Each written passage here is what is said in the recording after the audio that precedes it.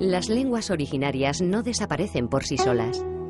Pero cuando una lengua solo llega al nivel familiar o personal y existen otras lenguas que ocupan los demás niveles, local, laboral, nacional, la originaria se va convirtiendo en una lengua minorizada y va desapareciendo poco a poco. Los hablantes se puede decir que nunca dejan espontáneamente su lengua original. Pueden compartir con un bilingüismo más o menos relativo, pero el hablante, digamos, nativo, que ha recibido su lengua en su familia y ha recibido en su contorno, no abandona su lengua sin presiones exteriores. Kalean somatzen genduen horrelako iraina baliz bezala, ez da zerbait hola euskeraz egiten gendunean. Zer egingo nuen, lehenengo gauza, ahalik eta lehen euskera galdu. Eta horrela beste parean galdituko nintzen. Detrás de cada lengua que se extingue, siempre hay otra que la sustituye. En los casos en que se produce una sustitución lingüística, al principio, un colectivo humano o comunidad de hablantes solamente tiene una lengua, es monolingüe. Más adelante, se admite que ciertos hablantes deben conocer la segunda lengua que se está introduciendo en su entorno. La lengua llegada de afuera adquiere un estatus y va ganando espacios y funciones. El desplazamiento que comienza a un nivel nacional va expandiéndose a un nivel local, familiar, hasta completar la asimilación en cada uno de nosotros.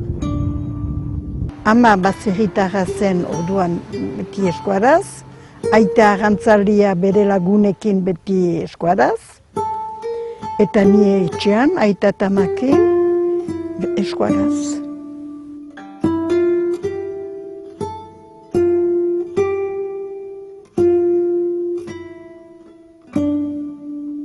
Naiz giro eskualdun batian bizi, bai etxean eta bai ere karrikan, kalean, burasuek zidaten euskara transmititu. Errasago zelakoz frantsesez mintzatzia. Eskolan frantsesez ibiltzen ziren orduan. Erakasle gehienek hezkuntza nazionalaren politikaren gatik erraten zieten burasuei kontu egizue, kaltegarria da, eskora erabiltzea etxean, zein eta zaila izanen zaie, aurrei, tituluak edo diplomak lortzea. Senarrak nahi zuen gure aurrak ongi ikastea eskolan. Zein eta bera 14 urtetan sartu zen ere senarra, bere anaia eta aitakin, itxasuan barkuan. Hemen zaharrek egiten du euskera, bai. Gaztek ez dute egiten euskera.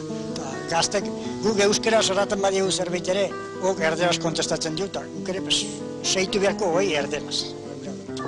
Nera hilekoa bai, nitaz gaztea hoia ez. En el proceso de pérdida y devaluación de la lengua originaria, es muy común que aparezca el autodesprecio por la propia lengua entre los hablantes de la lengua minorizada.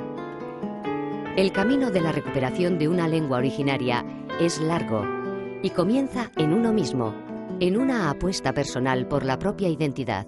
Sentitzen nuen behar nuela, hori berreskuratu, behar nuela neria zela hizkuntza. Nire burasuak, nire aitatxiamatxik, eskaldunak eta ni ez. Goresten dut aitak berreskuratu izan hori, hizkuntza nerea bilakatu delako naturalki eta hori xantza bat bezala ikusten dut, zinez, zeren ohartzen naiz orain gaur egun nire lagun askok ez dakitela eta haien kabuz ikasi behar dutela.